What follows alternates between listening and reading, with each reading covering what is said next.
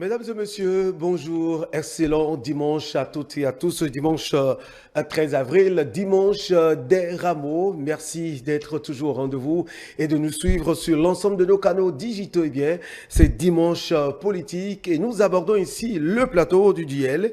Oui, le plateau du duel avec nos invités. Il faut dire que l'actualité de cette semaine a été très animée de la séance d'échange organisée par le président de la commission des lois sur le code électoral. Il s'agit de l'honorable Ordena Ladatin, en passant par la conférence donnée par le professeur de droit Joseph Fifame Djogwenou sur l'impératif de la bonne gouvernance, sans oublier bien sûr la création de partis politiques et bien d'autres actualités. Nous allons en parler, choisir quelques-unes parmi toute cette actualité pour vous égayer, passer ces 52 minutes avec vous. Nous allons d'abord parler, donner notre avis, nous aurons l'avis des invités sur cette conférence donnée par l'honorable Ordena Ladatin. Nous allons en parler très rapidement. Pourquoi pas opiner également sur la conférence de presse donnée par le professeur de droit Joseph Fifame Djogwenou sur l'impératif de la bonne gouvernance et parler de cette liste qui ne cesse de s'allonger par rapport à la création des partis politiques. Nous interroger, est-ce l'échec des grands regroupements dont nous rêvons? Et là, les partis de la mouvance et de l'opposition sont forcément interpellés. Nous allons en parler et nous intéresser pour finir aux 9 ans de gouvernance du président Patrice Talon. Sommes-nous en route vers la consécration? Certainement oui. Les invités auront le temps de nous apporter leur analyse. Et pour ce dimanche matin, nous avons ici M.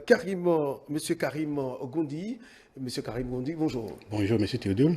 Merci d'être là. C'est nous qui vous remercions. Très bien. Je rappelle que vous êtes membre du bureau politique du parti Les Démocrates. Et monsieur Karim Goundi, merci de répondre à notre invitation, monsieur Karim Goundi, qu'on ne voit pas très souvent depuis quelques temps. Eh bien, je suis là maintenant. Je suis là quand vous m'invitez, quand UTL m'invite, je suis toujours présent. Très bien. Merci de répondre à notre invitation. Merci. Et en face de vous, nous avons monsieur Sefiz Béo Aguia. Monsieur Sefiz Béo Aguia, bonjour. Bonjour, monsieur Onsa. Merci. Merci d'être présent ce dimanche des Rameaux. Je rappelle que vous êtes membre du bureau politique du parti UP, le Renouveau. Tout de suite, la première question, c'est à monsieur Sefiz Béo Aguia que je vais la poser. Dites-nous rapidement, d'entrée de jeu, votre avis, la lecture que vous faites sur cette conférence donnée par l'honorable Ladatin, cette méthodologie sur ce que nous avons suivi, monsieur Béo Aguia. Alors, je commence par dire bonne fête des Rameaux à tous les chrétiens à travers le monde, une fête qui marque l'entrée triomphale de Jésus le Christ dans Jérusalem. Et donc, bonne fête. Alors, cette conférence, dans sa forme déjà, a marqué les esprits par la pédagogie autour. C'est une démarche pédagogique, et d'ailleurs, par rapport à laquelle nous devrions commencer par nous habituer. Au-delà du code électoral, bien de lois méritent aussi de subir un tel exercice pour que l'opinion publique soit davantage éclairée, pour que l'opinion publique saisisse les tenants et les aboutissants de certaines lois, de certains textes qui organisent notre vie publique, pour que des choix qui sont faits soient compris. Parce qu'on note souvent que pour des positions intéressées, on peut jeter du discrédit sur un test qui va organiser notre vivre ensemble. Alors, pour ce qui est surtout d'un test qui s'intéresse au champ politique, c'est le champ des enjeux. Et quand on vient s'occuper de ce test qui organise la compétition électorale, eh bien, vous pouvez comprendre combien cet exercice peut être très utile pour la République. Et donc, le président Ordena Ladatin président de la commission des lois, comme vous l'avez indiqué en introduction, est le plus indiqué pour revenir sur un certain nombre de choses, donc dans une démarche pédagogique. Dans le fond, ce qui a été évoqué surtout, ce sont les points qui paraissent presque incompris souvent, et donc qui sont des points relativement d'achoppement par rapport à d'autres opinions, par rapport à des opinions en général. Et donc, il fallait revenir sur ça. En gros, c'est qu'il faut retenir la finalité des choses. Pourquoi est-ce que le code électoral présente certains aspects qui ne sont pas compris? En l'occurrence, l'objectif de la meilleure représentation du peuple à travers le suffrage des populations, où on demande à chaque parti politique, qu'il soit du côté du pouvoir ou de l'opposition, ou qu'il soit de centre, qu'il puisse faire un travail de maillage politique territorial pour estimer, représenter les Béninois. Vous savez, dans l'une des fonctions du député, on parle de la fonction de représentation. Oui. C'est-à-dire qu'on a la fonction pour légiférer, la fonction pour, pour contrôler l'action du gouvernement, mais il y a la fonction de la représentation. Et sur cet aspect, telles les choses ont toujours fonctionné où quelqu'un est élu dans une circonscription électorale pour peu qu'il fasse de l'animation de terrain, que ça peut arriver. Ce qu'on voudrait aujourd'hui, sur nos 24 circonscriptions électorales, c'est qu'un parti politique qui estime pouvoir devant porter les aspirations des populations béninoises, sache ce qui se passe, répondre des populations de Bodjekali à Malanville, répondre des populations, des populations de Achoupa à Vrankou, des populations d'Aoué à Zé, des populations de Manta à Bokombe. Il faut qu'on puisse arriver à ce niveau de présence politique. Quand on voit, donc, dans le fond, ce qu'explique le président Aladatin, la finalité de la réforme du système partisan. Merci beaucoup. Parce que sur le chemin, depuis 2019, ou depuis que la réforme est voulue, le cheminement qui se fait, on se rend compte que le but visé, c'est l'émergence de grands ensembles politiques homogènes, capables de porter le développement. On aura le Parce temps que d'aller plus en profondeur depuis 1960, il se fait bien que la vie politique n'a pas suffisamment porté le développement. Très bien. Voilà. Merci beaucoup, monsieur Sefiz Agia. Monsieur Karim Goundi, oui, votre avis sur cette pédagogie, cette méthodologie, ne trouvez-vous pas qu'il faille qu'on assiste à ces séances d'explication de ces lois, par exemple, sur le bail, etc. Bien d'autres lois qu'on pourrait expliquer aux populations, puis qu'on soit de l'opposition ou de la mouvance, si tant qu'on est concerné par cela. Votre avis sur la question, M. Karim Goundi? Merci beaucoup. Merci aux téléspectateurs de ETélé. Merci. Je dis bonne fête aussi aux chrétiens, à la communauté chrétienne par rapport à la fête des rameaux. Je voudrais dire que quand j'ai suivi le président de la commission des lois, j'ai suivi, pas personne interposée, j'ai suivi sur les réseaux sociaux. Plus tard, j'étais désolé de vraiment entendre certaines choses. Sa conférence de presse s'est basée sur deux aspects, sur le code électoral et sur le certificat de conformité, l'introduction du certificat de conformité. Quand je reviens sur le certificat de conformité d'abord... Ça ne fait pas l'objet des échanges que nous aurons, c'est juste un avis de politique parce que ça fait actualité. Oui, bien sûr, bien sûr. Mon avis là-dessus, c'est que, pour moi, c'est que l'honorable Odel Aladatin ne devrait pas faire cette sortie-là. Parce qu'en faisant cette sortie-là et en expliquant pourquoi le certificat de conformité a été introduit, ça veut dire que l'honorable Odel Aladatin ne respecte pas en réalité ceux qui sont tombés en 2019 par rapport à l'introduction de ce certificat de conformité-là. Et lorsqu'on respecte ces familles-là qui ont souffert, lorsqu'on respecte les Béninois qui ont souffert par rapport, les gens sont allés en prison, les gens sont tombés, lorsqu'on respecte ces gens-là, on ne doit pas revenir sur cette introduction frauduleuse de ce certificat de conformité qui ne devrait pas être qui ne devrait pas être une exigence parce que en 2018 déjà, je rappelle à M. Odel Aladatin qu'en 2018, le code électoral qui était en vigueur n'empêchait aucun parti d'aller aux élections. On mettait le code électoral qui était en vigueur en application. Tout le monde allait aller aux élections. Il n'aurait pas ce qu'on a connu. Nous venons donc d'écouter M. Karim Goundi très rapidement. C'est M. Sefis Beouaguia qui fait des gestes, qui veut réagir. Vous avez 45 secondes, s'il vous plaît, pour qu'on évolue dans le débat. Je commence par dire que M. Goundi fait de la distribution de sinistrose. Premièrement, la question du certificat de conformité a été évoquée et réexpliquée. Il s'est agi d'un document pour que les partis, parce que quand la nouvelle loi a été votée pour organiser la vie politique, il fallait que les partis montrent patte blanche. Parce qu'il y avait un processus électoral qui s'ouvrait, ces partis devraient montrer patte blanche pour s'aligner à la nouvelle charte. Parce qu'il ne s'agissait pas d'être dans l'ancienne peau et de penser aller aux élections. Ça, c'est la première chose. Mais ce que je voudrais aussi dire, le code de 2019 dont parle M. Goundi, c'est le même code qui a permis que le parti Les Démocrates soit au Parlement en 2023. Rien n'a changé. Le code qui a fait des situations dont il parle, parce que des gens sont restés pour bousculer la population autrement. C'est le même code qui a permis d'avoir 28 députés à l'Assemblée. Donc rien n'a changé. Si aujourd'hui l'idée c'est d'améliorer pour qu'il y ait une meilleure représentation du peuple, on est sur le même chemin. On n'a pas encore éprouvé ce nouveau test-là et donc on ne peut pas être en train de spéculer sur ce que ça va être en 2026. On aura le temps d'en parler encore puisque les jours et semaines et mois à venir vont nous édifier. Nous savons qu'il y aura de très grands débats autour de toutes ces questions d'ici quelques semaines.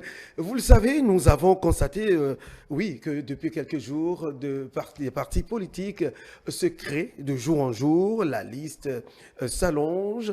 Oui, alors qu'on a travaillé, on travaille au jour le jour pour qu'il y ait de grands ensembles. Est-ce l'échec de grands ensembles? N'est-ce pas là que les partis politiques, qu'ils soient de la mouvance ou de l'opposition, ne sont-ils pas interpellés par rapport à à tout ce que nous vivons ici, là, avec cette liste? Aujourd'hui, nous sommes à plus d'une quinzaine déjà de partis politiques, M. Karim Goundi. Et quelle lecture faites-vous de cette situation? Alors, je pense que ce qui se passe actuellement sur la scène politique, la nature donne raison au Parti Les Démocrates. La nature donne raison à ceux comme moi qui ont dit qu'il n'y a pas eu réforme du système partisan au Bénin. Il y a eu une stratégie qui a été mise en place pour écarter l'opposition à tout moment. L'utilisation des techniques pour écarter les gens. Je vous explique pourquoi. Ce qui se passe actuellement, ils nous ont dit que, bon, il faut qu'on va à 20%, c'est pour réduire le nombre de partis politiques. On est en train de faire tout ça pour qu'il y avait des partis du quartier, il y avait des trucs, et ainsi de suite. Je l'ai toujours dit et je le dis encore ce matin, que ce n'est pas vrai. C'est une économie de vérité. Parce que le code électoral de 2003, déjà depuis 2003. Mais pourquoi vous vous attaquez chaque fois au code électoral? Oui. Nous parlons de la charte des partis politiques là, parce qu'il s'agit là des partis politiques qui se créent. Oui, bien sûr. Je vous dis déjà que, comment on appelle, la charte des partis politiques, si vous voulez, depuis 2003, en son article 7, prévoit déjà que quand un parti politique est créé, et que le parti politique n'arrive pas à aller à 2 élections successives, ce parti politique est juridiquement éteint. C'est ce que le code disait. Et quand un autre code a été refait en 2018 ou 2009, je crois, cette disposition a été reconduite en son article 27. Pour montrer réellement que lorsque vous créez votre parti politique, vous ne créez pas votre parti politique pour la forme. Lorsque vous créez votre parti politique, vous êtes capable d'aller à une élection et vous êtes capable d'avoir des élus. Lorsque vous allez à 2 élections successives et que vous n'avez pas des élus, vous êtes juridiquement éteint. C'est ce que ça veut dire. Ça veut dire que ce qui a été fait sous la rupture là, et qu'ils ont appelé réforme du système partisan, on pourrait ne pas faire cette réforme du système partisan, ce qu'ils ont dit là. Moi, je n'appelle pas ça réforme du système partisan, comme il a dit tout à l'heure. Moi, je vous dis que c'est une stratégie qui a été mise en place pour écarter les opposants. Lorsqu'on mettait cet article en application, vous allez comprendre que les partis vont disparaître naturellement. Et je dis, on a toujours dit, on ne force pas les gens à rester ensemble. On ne force pas, on dit, on va mettre ça à 10%, on va mettre à 15%, on va mettre à 20% pour forcer les gens à rester ensemble. On ne force pas les gens à rester ensemble. Les gens constatent qu'ils sont dans l'incapacité de respecter la loi en vigueur et se rangent Donc c'est pour vous dire quoi? Et c'est ce qui explique aujourd'hui, malgré qu'on dit 10%, 15%, nous sommes en train de faire, les gens continuent toujours par créer des partis politiques parce que réellement ce qui a été fait, ce n'est pas une réforme du système partisan, c'est une stratégie pour écarter les opposants qui sont gênants. Non, je note que M. Goundi, on doit faire quand même un peu de retour en termes d'histoire politique. Moi, je me rappelle, et je crois qu'à l'occasion de la démarche pédagogique du président Aladatin la dernière fois, il y a eu une interview ou une intervention médiatique de l'ancien conseiller politique du président Boni Yayi, président du Parti Les Démocrates, en la personne de Amos Elegbe, qui expliquait pourquoi est-ce que, par exemple, il était presque impossible au président Yayi, entre 2007 et 2008, de respecter l'accord dit de Wologede, l'alliance qu'il a soutenue, ou de ceux qui se sont mis ensemble pour le soutenir en 2006. Parce qu'il évoquait des difficultés liées à probablement des sollicitations politiques un peu trop corsées pour lui par rapport à ses soutiens. En fait, nous sommes dans un schéma depuis 90, on va faire abstraction de 60 à 90. Depuis 90, dans un schéma de prise en otage du dirigeant politique, pour ne pas nommer le président de la République, par les forces politiques, très souvent. Le président Soglo l'a vécu, et il a vécu alors très amèrement, au point de ne pas, comment dit-on, refaire du remake. Le président Kérékou, avec ce qu'on lui connaissait, pour l'expérience qu'il a eue, il ne s'est pas trop préoccupé. Mais ce qu'on sait, c'est que les politiques, déjà, à partir de 2006, n'ont pas pu lui succéder en tant que parti politique, parce qu'ils savaient ce que c'était. Et quand nous arrivons à la gouvernance du président Yahi, il a souffert. On ne peut pas dire qu'il n'a pas souffert, parce qu'il sait ce que c'est. Il a découvert. Alors, pour dire quoi?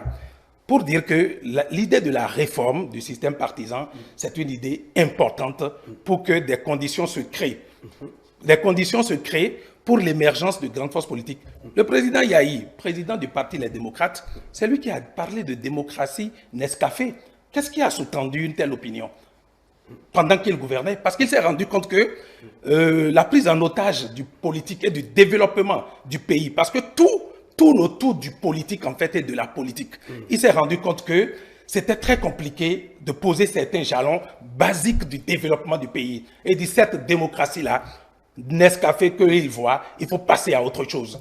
L'idée de réformer notre vie politique est une idée partagée par tous. Ce n'est pas le président Oumbeji qu'on va contredire non plus sur cette question à partir de 2000, quand il est revenu la troisième fois à la tête du perchoir. Nous sommes dans un contexte qu'il faut partager, de travailler à l'émergence de grands groupes politiques. Et donc, ce qui a été fait pour que la politique inspire le développement, on peut ne pas maintenant on peut ne pas partager les méthodes ou les approches, parce que nous ne sommes pas, quand chacun peut être dans une position, il pourra apporter sa touche. Mais lorsque ce qu'on a dit est en train d'être fait, on accompagne cela. Aujourd'hui, le parti Les Démocrates, qu'est-ce qu'on souhaite? Que ce soit un grand ensemble politique avec l'ensemble des autres forces. Parce que moi, je suis toujours surpris de constater que quand on dit qu'il faut avoir 10% ou 20%, que le parti, là, avec tous les partenaires politiques qu'ils ont dans le cadre de concertation des forces politiques de l'opposition, ils ont le sentiment de se comporter comme si les autres partis, il y en a au moins 3 ou 4 ou 5, qui ne sont pas à même de faire ce même travail politique. On sous-entend une sorte de présomption d'échec de ces partis-là. Est-ce que ça va être comme ça? Ça ne me paraît pas très bien pensé, en fait. Au regard de tout, monsieur Séfis Aguiar, mais dites-nous, mais qu'est-ce qui justifie cette... Si tant est que nous militons, nous travaillons pour les grands ensembles, mais qu'est-ce qui justifie cette... Vous savez, quand il y a une réforme, il y a toujours la survivance comment dit-on, de germes. Même dans des cas de maladie, parce qu'on est en train de traiter, c'est une thérapie sur le mal politique du pays. C'est ce qu'on est en train de faire. Il va y avoir de survivance. Vous savez, beaucoup aujourd'hui font des meetings très esthétiques et disent qu'ils créent des partis politiques, mais parfois ils ne font pas la démarche au ministère de l'Intérieur.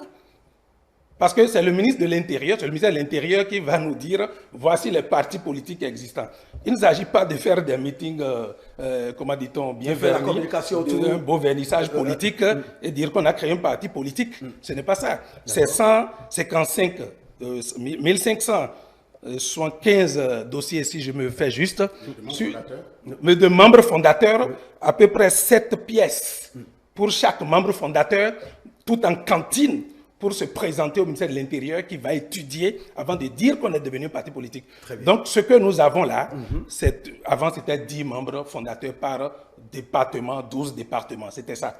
On voudrait qu'il y ait un ancrage. Même cet effectif demandé, ce n'est pas encore consistant. On doit arriver à un niveau où le parti politique, quand il sort, on sait pour se présenter au ministère de l'Intérieur qui va étudier avant de dire qu'on est devenu un parti politique. Donc, ce que nous avons là, avant c'était 10 membres fondateurs par département, 12 départements, c'était ça. On voudrait qu'il y ait un ancrage. Même cet effectif demandé, ce n'est pas encore consistant. On doit arriver à un niveau où le parti politique, quand il sort, on sait pour se présenter au ministère de l'Intérieur qui va étudier avant de dire qu'on est devenu un parti politique. Donc, ce que nous avons là, avant c'était 10 membres fondateurs par département, 12 départements, c'était ça. On voudrait qu'il y ait un ancrage. Même cet effectif demandé, ce n'est pas encore consistant. On doit arriver à un niveau où le parti politique, quand il sort, on sait pour se présenter au ministère de l'Intérieur qui va étudier avant de dire qu'on est devenu un parti politique.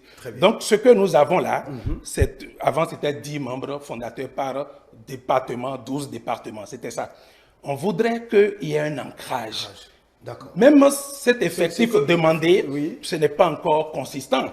On doit arriver à un niveau où le parti politique, quand il sort, on sait pour se présenter. Mais est-ce que cette coalition peut, peut-être à la longue, devenir un parti politique qui doit pouvoir tenir la route pour qu'on ait moins de disparités, par exemple? Oui, bon, j'espère que vous allez me donner le même temps de parole que mon ami de tout à l'heure, pour que je puisse en parler. Vous en égrenez comme déjà. Oui, bien sûr. Non, c'est pour dire que c'est ce que nous souhaitons. C'est ce que nous souhaitons. Nous souhaitont que les gens nous rejoignent. C'est vrai que la charte des partis politiques dit qu'il n'y aura pas de fusion.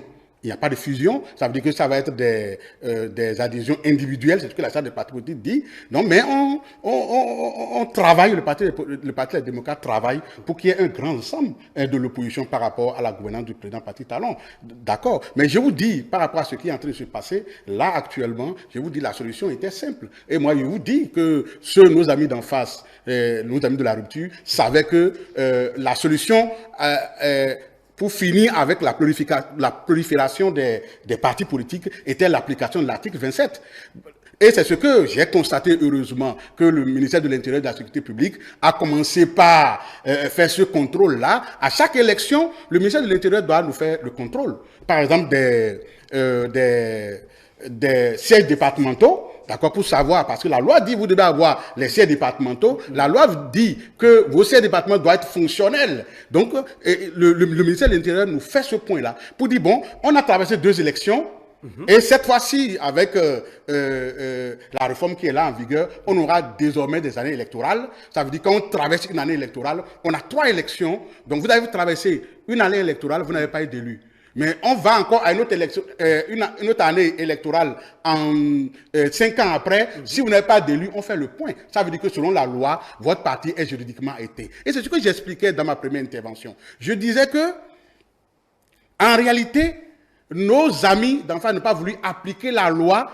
Ceux qui disent, parce que j'entends des gens que je respecte beaucoup, qui sont dans la rupture, et quand ils prennent la parole, ils disent, il y avait 400 partis politiques, il y avait 300 partis politiques, il y avait 200 partis politiques, il y avait des partis politiques de quartier. Mais ce n'est pas vrai.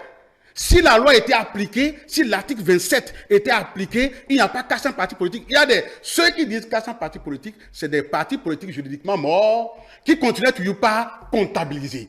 On ne doit pas les comptabiliser parce que si on fait le point, monsieur Théodule, vous n'êtes pas un jeune ainsi jeune, vous êtes quand même un vieux de la veille dans le domaine. Si on fait le point par rapport à l'Assemblée nationale, combien de partis politiques, alliance en alliance y compris, ont pu envoyer des députés à l'Assemblée nationale? Si on fait le point, vous allez voir que c'est à peine 4-5 qui ont pu réellement envoyer. Alors, ça veut dire quoi? On applique.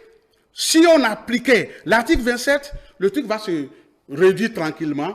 Et je vous dis, pour terminer, que le Parti des démocrates travaille pour qu'il y ait un grand rassemblement. Ce n'est pas seulement les partis de la coalition, de l'opposition que nous appelons. Nous appelons aussi les partis qui se réclament de la mouvance, parce que parmi les partis qui sont déclarés opposition au ministère de l'Intérieur et de la Sécurité publique, il y a des gens, il y a parmi eux des partis qui nous font des déclarations extraordinaires.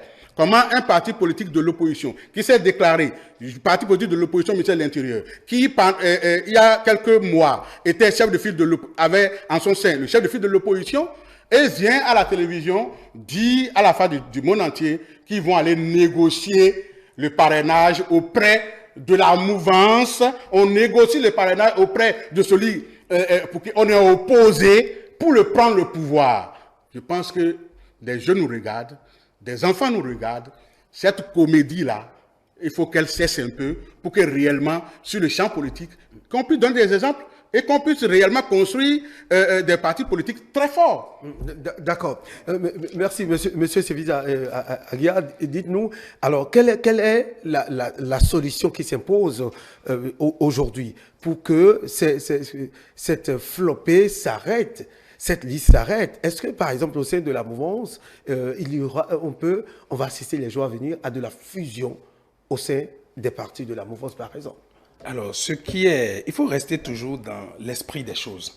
Nous n'allons pas, le Bénin ne va pas être gouverné par l'actualité. Il faut beaucoup faire attention à ça. Il y a l'actualité, certes, il y a le quotidien, il y a les choses de tous les jours. Mais il faut regarder demain.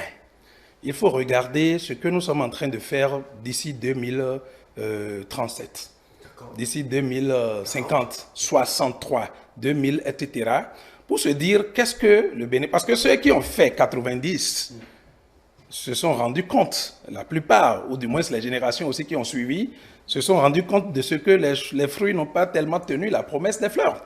Quand le professeur paix à son âme, avait dit on a vaincu la fatalité, mais bon, qu'est-ce qui n'a pas marché à un moment donné où on a dû dire qu'il faut aller à un changement et après aussi, donc, on puisse aller à la rupture. Ça veut dire qu'il y a des éléments qui n'ont pas fonctionné en réalité. Et donc, il ne s'agit pas de gouverner par rapport au temps présent. Il faut gouverner pour demain. Ceux qui vont se préoccuper de demain, c'est eux les bâtisseurs. Il faut s'inscrire dans cet état d'esprit, en fait. Alors, pour dire quoi? Ces grands ensembles, parce que quand ils évoquent les anciennes lois, ces lois-là étaient là et pourtant, le président Boni Yaya parlait de démocratie Nescafé. Et pourtant, il y a eu la commission du président Djogbeno, mise en place par le chef de l'État en 2016, où il y avait toutes les forces politiques, y compris des personnalités comme le professeur Azatassou, force de l'opposition, le professeur Robert Dossou, d'éminentes personnalités ont été dans cette commission et ont souscrit avec leurs idées pour que nous puissions repartir sur de nouvelles bases. On ne peut pas dire que c'est tout ce qu'ils ont inspiré que forcément dans un rapport on prend. On a fait un travail pour que les réformes qui vont sortir puissent nous permettre de changer de cap et d'aller sur un tout autre cap et maintenir ce cap-là. Et donc, ce qu'il se passe aujourd'hui, j'ai parlé de survivance de germes du mal politique. C'est normal. J'y tiens parce que ça va passer. Ça va passer. Et comme il le dit très bien, il dit, parce qu'il n'est pas dans la négation de la nécessité d'aller aux grands ensembles politiques. Il a trouvé ça judicieux. Il a dit qu'eux-mêmes, ils travaillent pour qu'au sein des forces qui ne disent pas la même chose que le pouvoir, que cela puisse arriver à une convergence de vues et de forces. Même s'il envoie des pics vénéneuses ou venimeuses à une autre de ces forces-là, j'espère bien que ça permet de construire. Parce que quand on veut construire, on peut quand même faire un peu abstraction des défauts des autres. Parce que dans un mariage, on va regarder que, bon, voilà, tout n'est pas toujours beau sur le marié ni sur la mariée. Mais on finit par se marier quand même. Ça veut dire que l'idée derrière la réforme, c'est de faire en sorte qu'on aille vers une plus grande discipline politique, du paysage politique. Parce que, vous voyez, on n'aime pas toujours rester ensemble. On nous colle l'idée que les Béninois n'aiment pas travailler ensemble. Chacun veut avoir un strapontin pour le revendiquer, se positionner comme tel et se présenter comme le savant hétérogène ou je ne sais quoi, pour dire c'est moi qui connais toute la vie politique, c'est moi ceci, c'est moi cela. L'idée, c'est de la discipline. Merci beaucoup. Parfois, vous êtes dans les partis politiques, les choses ne vont pas bien, mais vous pouvez vous dire qu'il s'agit quand même de continuer par faire l'effort de vivre ensemble politique et de travailler aux transformations. D'accord. On retient au sorti de ce sujet, par exemple, qu'il faut comprendre que la nécessité d'avoir de grands regroupements est là, on y travaille tous les jours, et que les deux tendances, mouvance et opposition, les deux tendances sont interpellées pour qu'on puisse arrêter la saignée et en arriver aux grands ensembles. Nous sommes heureux d'entendre que M. Goundi, par exemple, n'est pas contre le regroupement, des grands regroupements. Vous n'y êtes pas contre. Encore moins, M. Sefis Agia. C'est une possibilité de rapprochement. La loi aujourd'hui, le code électoral dit qu'on peut faire un accord de gouvernance. Donc, ce genre de contact n'est pas à exclure, n'est-ce pas, M. Goundi? C'est vrai que les partis de la mouvance peuvent venir vers les démocrates, exactement ça. Et en fait, parce que vous voyez, j'ai parlé quand les partis évoquent, du point de vue du positionnement idéologique, vous pouvez voir que le parti Les Démocrates dit qu'il est il y a un regroupement de socialistes et tout ça. Et il existe.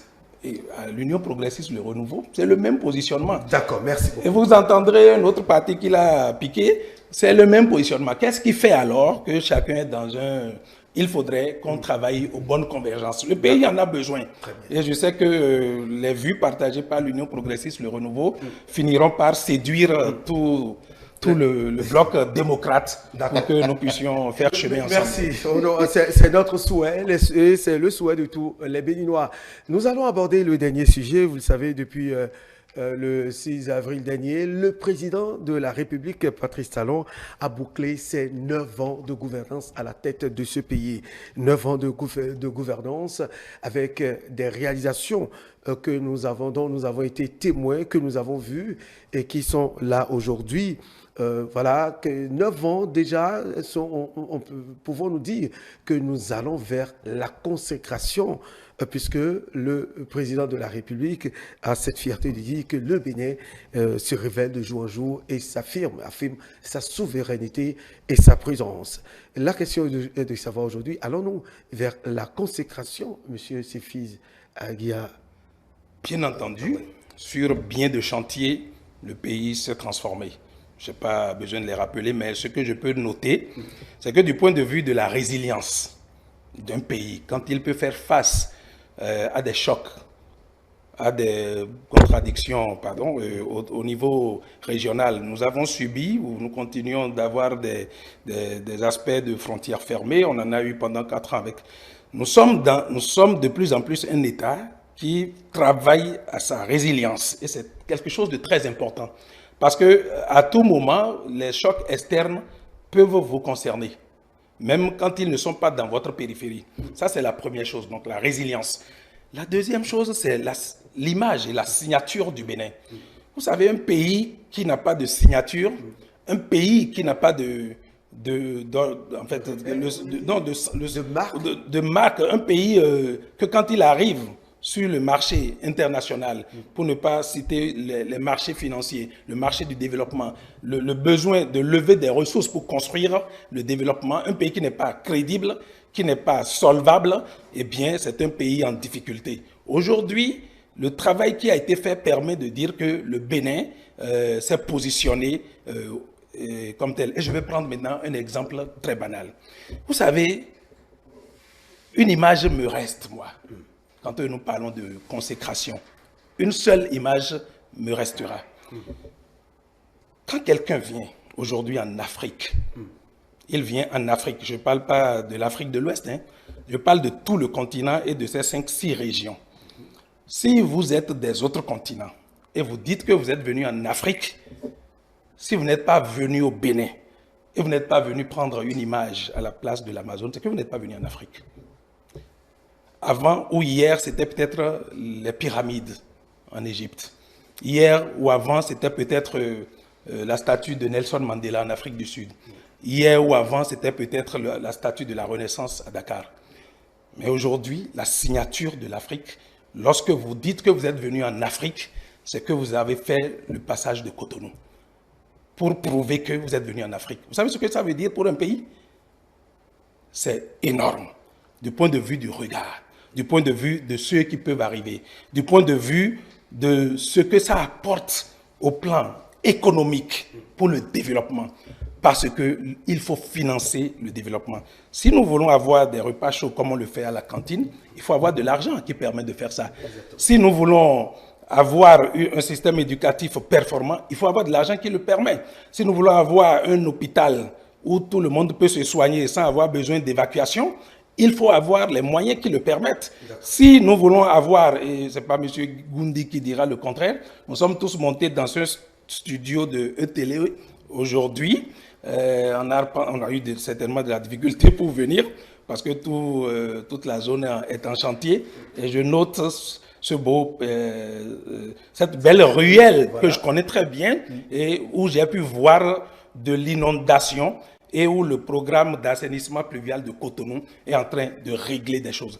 C'est un ensemble, le développement. On ne peut pas dire que tout a été fait. Et si vous écoutez certainement le président Patrice Talon lui-même, il va vous dire non, il reste de grands chantiers. Il est allé jusqu'à dire qu'il souhaite même que son successeur fasse mieux que lui. Ça veut dire qu'il y a toujours des défis à relever. Il faut rester modeste et espérer que notre pays va se positionner davantage sur des choix qui nous permettent de ne pas reculer. Très bien. Monsieur Karim Goundi, 9 ans de gouvernance. C'est vrai, nous comprenons que vous êtes de l'opposition, mais quelle lecture faites-vous de cette gouvernance? Est-ce que, au-delà peut-être des choses à corriger, il y a quand même de la satisfaction? La satisfaction, non. Je dirais que quand j'ai observé le président Patrice Talon gouverner le pays pendant 3 ans, 4 ans, 5 ans, 6 ans, 7 ans et aujourd'hui 8 ans, 9 ans, je suis resté sur ma faim sur un fait.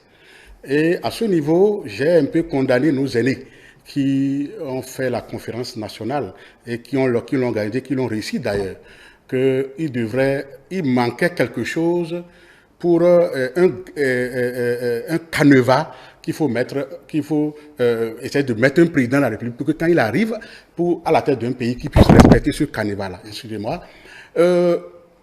Ce que je voudrais dire à vos téléspectateurs, ce matin, je voudrais leur dire qu'en temps normal, lorsque on vous donne l'argent du contribuable, lorsque vous gérez l'argent du contribuable et que les tests vous disent que vous devez rendre compte des dépenses que vous faites par rapport à cet argent et que vous ne rendez pas compte, en réalité, on ne peut pas faire le bilan de votre gestion.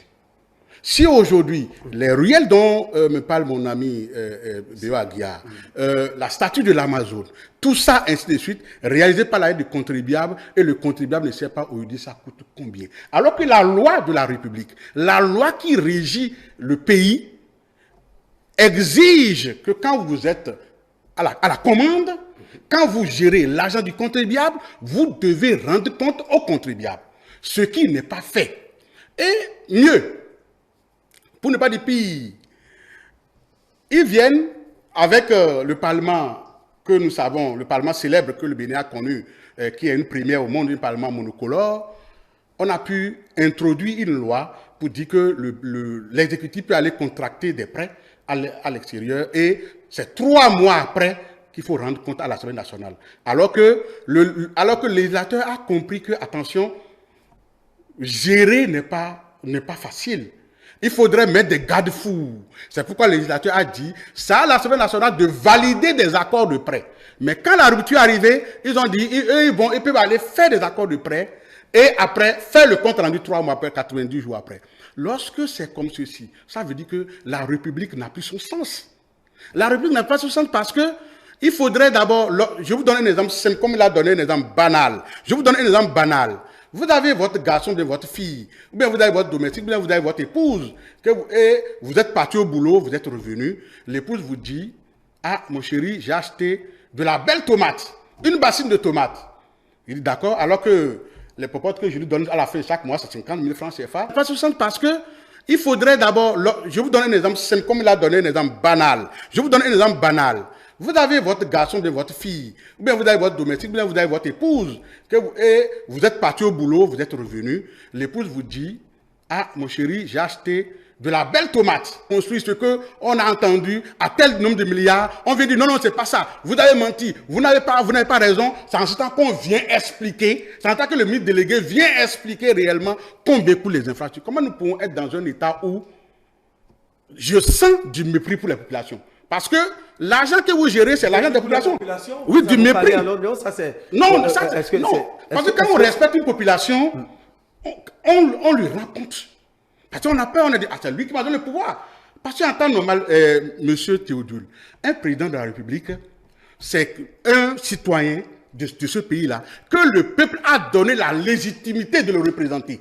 C'est-à-dire, sans le peuple, vous n'êtes pas président de la République. Et l'autre, vous êtes président de la République, et la loi vous dit, vous devez rendre compte au peuple.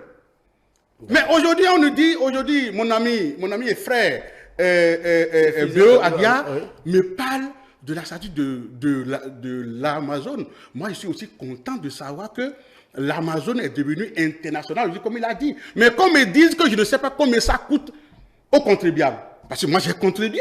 Une fois que vous achetez au marché, vous achetez à la pharmacie, vous achetez partout, et que vous contribuez, il y a des taxes qui sont prélevées dans ce que vous êtes en train de faire. Votre argent rentre dans la réalisation. Donc, j'ai le droit que le ministre vienne m'expliquer ce qu'il a fait de mon argent. Et si vous suivez le ministre délégué aux infrastructures, je pense, qui a réagi par rapport à un coup, c'est qu'il parlait, c'est comme s'il était agacé, c'est comme si, mais pourquoi les gens racontent alors qu'on a le droit de savoir ce qui est en train de se passer. Donc c'est pourquoi je dis, moi je sens du mépris au niveau de la population, et je pense que cette façon de gouverner n'est pas bonne. Et il faudrait que le législateur voit comment verrouiller désormais pour qu'un président de la République ne vienne pas pouvoir modifier la façon de fonctionner de l'État pour pouvoir mieux gérer. Donc c'est ce que moi je pense. Monsieur Sefiz Béo Agia, est-ce que vous avez la même lecture que M. Gondi? Non, je note qu'il parle d'une sorte de boussole de développement qui a peut-être manqué au pays à partir de 90. Et c'est un bel diagnostic. Mais il manque de dire qu'avec le gouvernement de la rupture, il y a le plan national de développement aujourd'hui, le PND, et un travail se fait sur un programme qui nous positionne sur 2060, l'année où le Bénin aura un siècle. En 2060, bon, je présume que nous tous, encore là. Comme il y a le sentiment qu'on sera hors de la zone de couverture. Donc, mais c'est déjà gouverné, c'est ça. Donc, un travail, avoir constaté que c'est un défaut pour qu'effectivement le développement soit orienté, pour que ce soit les aspirations profondes des populations. Sur la question du compte rendu, premièrement, c'est le président de la République même qui prend son bâton de pèlerin. Quand il a fini son premier quinquennat, c'est lui-même qui est passé dans toutes les communes du Bénin pour dire, vous m'aviez confié une charge.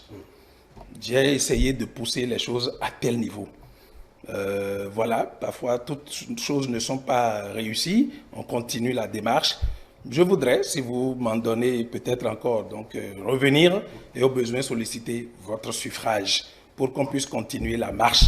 Parce que la question des tomates, lorsque les tomates sont des tomates qui vont vous donner la diarrhée, il faut faire attention à ça. Si vous rêvez de belles infrastructures et vous avez apprécié l'Amazon, vous devrez vous dire que le développement est le beau et le bon, il y a un coup derrière.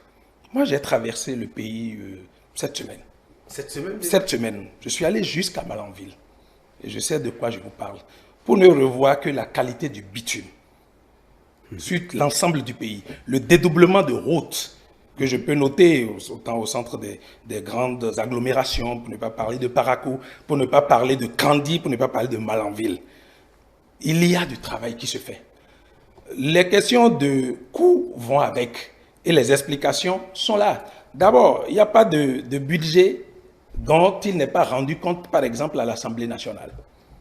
Il y a toujours un compte rendu et la Cour des comptes est là et veille à ce que l'argent du contribuable béninois, quand on a dit qu'il va servir à acheter un stylo, il sert à cela. Je me rappelle une situation où, pendant la Covid, on a dit qu'on a envoyé un peu de ressources à des entreprises, de toutes petites entreprises artisanales.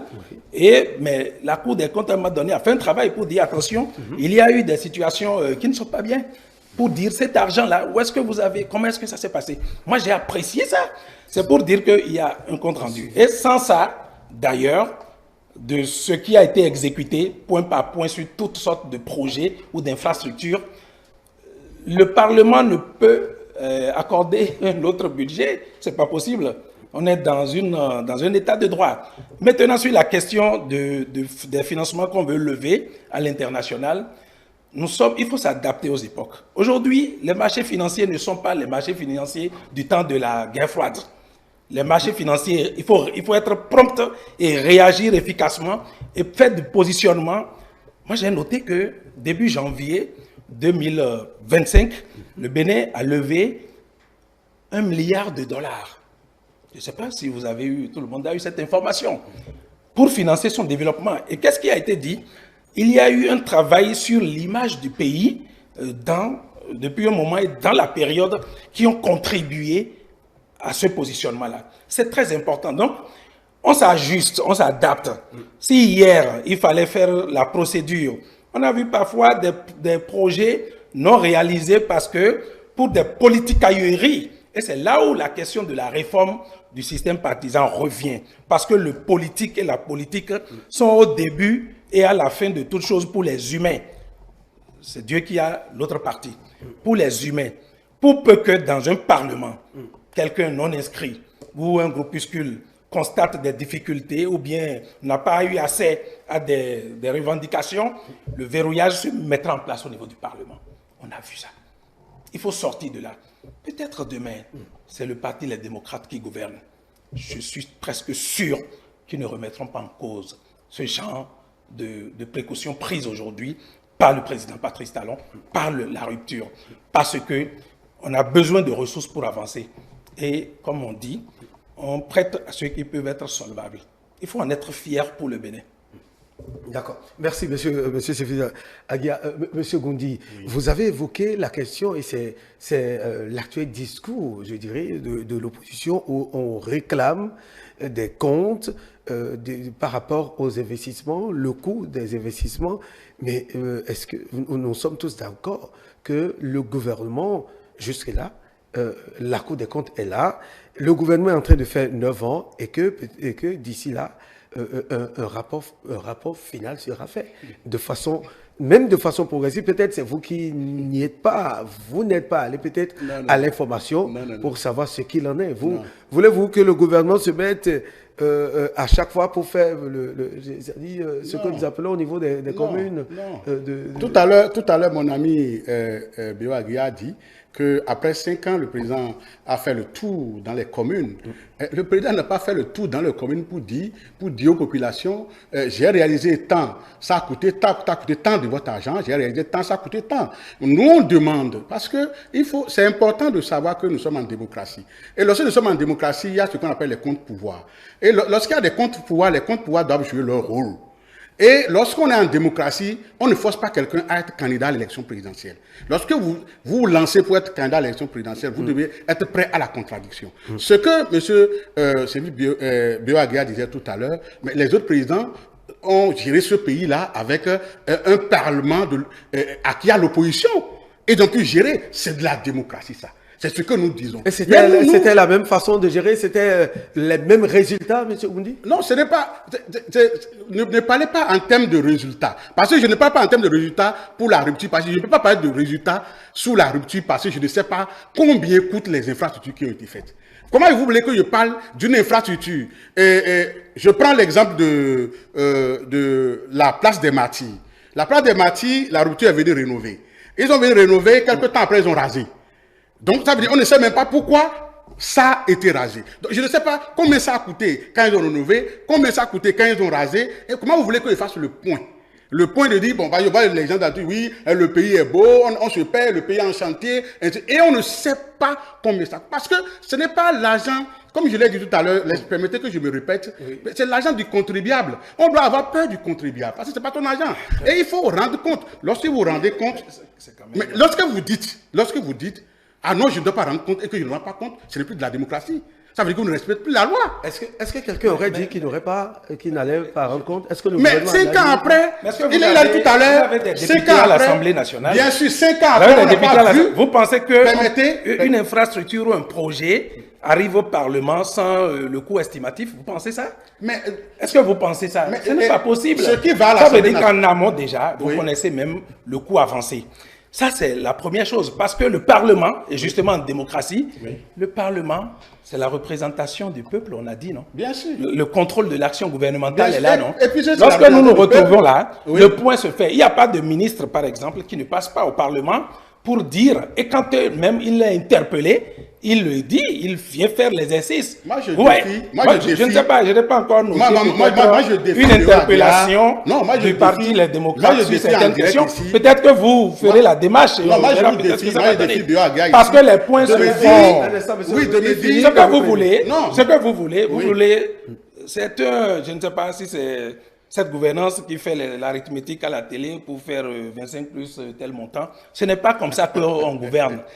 Vous voulez des conférences de presse spectaculaires pour dire un certain nombre de choses. Le peuple a mieux à faire. Il ne faut pas distraire. Il y a des espaces consacrés. Il y a des espaces consacrés pour faire cet exercice-là.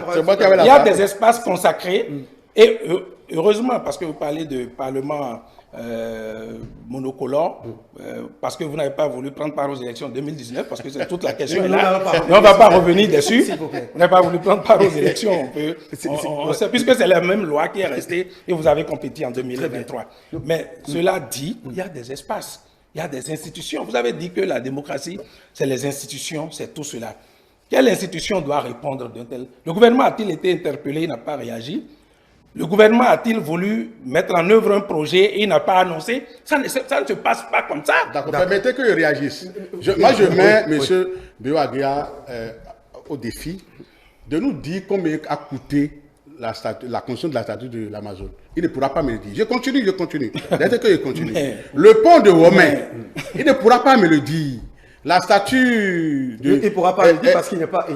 Non, mais en temps normal, lorsqu'on réalise une œuvre, vous devez pouvoir nous dire combien ça a coûté. Permettez que je continue. Permettez que je continue. La façon dont M. Aguiar parle, c'est comme si, bon, c'est pas parce que vous avez réalisé quelque chose, il faut venir à la télé parler. C'est la loi qui dit, vous devez rendre compte. 5 ans sont passés. Vous rendez compte où? D'accord? Où? Vous rendez compte, vous mettez ça dans les documents, vous faites une conférence de presse, vous l'annoncez. Mais ça, c'est votre méthode de gouvernance à vous. Mais c'est ce que la loi dit. Le spectacle, mais non. C'est ce que la loi dit. La loi dit, reddition de compte, il y a des espaces consacrés. Rendez compte. La loi dit, rendez compte. Vous avez voulu lorsque avoir vous avez construit. Lorsque la loi qui le dit. Vous aurez le temps de réagir. Attendez, ce n'est pas les démocrates qui le dit. C'est la loi qui dit, lorsque vous réalisez, que les sous là, ce n'est pas pour vous, c'est pour le peuple. Rendez compte au peuple combien ça a coûté, vous devez publier. Et on doit voir, on cherche, on ne trouve pas. Et lorsqu'on entend des bribes, on parle, ça veut dire que les gens viennent énerver, les gens viennent faire des trucs. N'ayez pas du mépris pour le peuple. Parce que si vous êtes au pouvoir, c'est grâce à ce peuple que vous êtes au pouvoir. Et si vous manipulez l'argent que vous manipulez, c'est l'argent de ce peuple-là que vous manipulez. Donc respectez le peuple, tout au moins en lui rendant compte de ce qu'on a réalisé tant ça a coûté ceci. On a réalisé ça a coûté ceci. Et on a fait 5 ans. D'accord? On est en train de faire 2e quinquennat. Et on est à 9 ans. Donc, faites-nous le compte rendu de ce qui se passe. On ne peut pas gérer. Vous savez, lorsqu'on gère de cette façon, il n'y a pas de la lumière, c'est un peu opaque. Lorsque c'est comme ça, vous voyez, ça, même quand vous êtes de bonne foi, on pense qu'il y a quelque chose qui ne va pas. Donc c'est ça justement. Donc, respectez le peuple s'il vous plaît. Ce procès, par exemple, peut-être vous auriez pu nous dire même pourquoi on ne lance pas les travaux et pourquoi on ne les inaugure pas à tambour battant. Parce que c'est le même registre en fait. Il faut mettre ça dans le même panier. C'est une communication spectaculaire de gouvernance. C'est un choix. Et peut-être lorsque vous serez aux affaires... Non, la loi vous dit que vous devez faire. La loi. Il n'y a pas, je vous dis, vous avez des députés au Parlement. Oui. Il faut... Vous avez dit que la démocratie, c'est des institutions. Bien sûr. Vous pensez que on peut acheter un bic, un stylo au Bénin sans que le Parlement, le représentant du peuple, où nous tous, nous avons, nos partis ont des députés, vous pensez qu'un ministre peut se lever, acheter un stylo sans qu'il n'ait été autorisé en dépenses publiques par le Parlement? Ce n'est pas possible. Et ça, il faut le savoir. Ça veut dire quoi? Je vais aller acheter un stylo, comment dit-on, à Lagos. Voilà, il va coûter 125 francs. Cela se dit. Et vos députés sont là-bas. La suite, quand vous avez fini de dépenser, parce que l'année suivante, vous reviendrez pour dire vous voulez encore des ressources. Vous rendez compte également. Et il y a cette possibilité d'interpeller dans cet espace. On ne va pas faire la politique dans la rue. Il y a des espaces. Si la démocratie va aller dans tous les sens, parce que, bon, voilà, une certaine opinion veut qu'on fasse du sensationnel, vous auriez pu faire le même procès sur les inaugurations et les lancements qui ne se font pas. Puisque c'est de la même nature, cher M. Goundi. Non, non, pas du tout. Une question, M. Goundi. Oui. C'est vrai, vous avez peut-être des choses à reprocher à la gouvernance du président Patrice Talon, mais y a-t-il pas eu quand même des choses, des avancées, des choses appréciables sur les 9 ans, M. Goundi, en toute honnêteté, écartant toute considération politique? Oui, là, je suis sur votre plateau en tant que représentant du Parti des démocrates. D'accord. Et le Parti des démocrates est enregistré au ministère de l'Intérieur et de la Sécurité publique en tant que parti de l'opposition, n'est-ce pas? Donc, lorsque je suis opposant à un régime, je dois venir relever ce qui n'est pas bien. Et pour qu'il puisse améliorer. Maintenant, si vous voulez, ceux qui applaudissent, vous savez, ils sont plus nombreux que nous. Hein? Oui. Ils sont plus nombreux que nous. Vous les invitez et ils vont réagir par rapport à ça. Permettez que moi, que mon rôle soit de dire ce qui n'est pas bon. Et c'est ce que je suis en train de dire. On ne le dit pas pour... on ne critique pas pour critiquer. Il y a de la pertinence dans ce que nous disons, pour que ça puisse s'améliorer. C'est ce que nous faisons. Donc, ne me posez pas la question. De la pertinence aussi peut-être dans ma question. Oui. Est-ce que, bon, parce que là, ce n'est pas un autre débat, sinon j'étais tenté de vous demander, oui, est-ce que l'opposition veut dire qu'il faut tout rejeter, tout balayer du revers de la main ou tout peindre en noir? Certainement non, vous me direz que non, ce n'est pas ça. Oui. Et c'est en cela que je demande, au-delà des choses que vous avez à reprocher à la gouvernance du président Patrice Talon, oui, je voudrais savoir, y a-t-il pas de bon, y a-t-il pas de bien, y a-t-il pas eu des choses qui ont quand même concouru à l'avancement, au bon développement du Bénin? C'est une question. C'est ça que je vous réponds. Je vous ai répondu, oui, d'une manière simple en vous disant que je ne suis pas là pour venir vous applaudir ce que le gouvernement est en train de faire. Je suis là pour vous dire les failles, ce qui ne va pas. C'est ça que moi je viens de vous dire. Séphine Bioagia, vous voyez, quand vous lui donnez la parole, il est à l'aise, il parle, et ainsi de suite. Moi, je suis là pour vous dire, mais ça, ce n'est pas bien. Mon rôle n'est pas de venir vous dire, voilà, ainsi de suite. Si je vous disais, c'est ce que j'ai dit tout à l'heure, on me parle de réalisation. J'ai dit, on me fait la réalisation, ça me dit combien ça coûtait. Comment vous voulez que j'intervienne? Vous êtes un grand journaliste. Le jour que vous aurez les coûts sur tout ce qui a été réalisé et que nous sommes au courant de ces coûts-là, on viendra faire le débat. Donc, ne me posez pas la question sur ces trucs-là. Je dirais que je ne peux pas réagir par rapport à ça. Je ne pourrais pas faire le débat si je ne connais pas les coûts pour pouvoir faire la comparaison entre la qualité et le prix. Donc voilà. Chaque année, le budget de l'État se vote. Et, on a pu noter que les 2 dernières années où le Parti Les Démocrates a représenté au Parlement, on a pu noter que ils n'ont pas voté en fait en faveur du budget de l'État. Encore que un de leurs vice-présidents, un de leurs une de leurs personnalités, vice-président au Parlement, je n'ai pas besoin de citer son nom, a fait une démarche contraire. Parce que, jugeant de la pertinence de certains choix qui étaient dans ce budget, pour ne pas citer, par exemple, la réalisation entamée aujourd'hui de la route à Thiémé-Grand Popo, 70 km d'infrastructures routières. Moi, j'ai parcouru cet axe il y a une vingtaine d'années. Je sais ce que c'est que cet axe dans le mono. Les travaux ont démarré aujourd'hui. Et donc, à l'actif de ce député responsable du parti Les Démocrates, il faut dire, il faut apprécier à sa juste valeur ce qu'il faut faire. Donc, il n'y a pas... C'est une dépense annoncée. Cette infrastructure, le coût a été évoqué. C'est en toute conscience que ce député, vice-président de l'Assemblée nationale, a voté ce budget-là. Et vous le savez. Pour dire quoi? On peut ne pas être d'accord avec ce qui se fait, mais on peut quand même trouver qu'il y a quand même des choses un peu bien. Moi, j'aime même pas le mot opposant ou opposition, ça me dérange. Je note que c'est une question de contradiction du moment parce qu'il y a des vues partagées. Mais pour de la politique ahurie, on est à faire des jeux de mots pour ne pas se retrouver.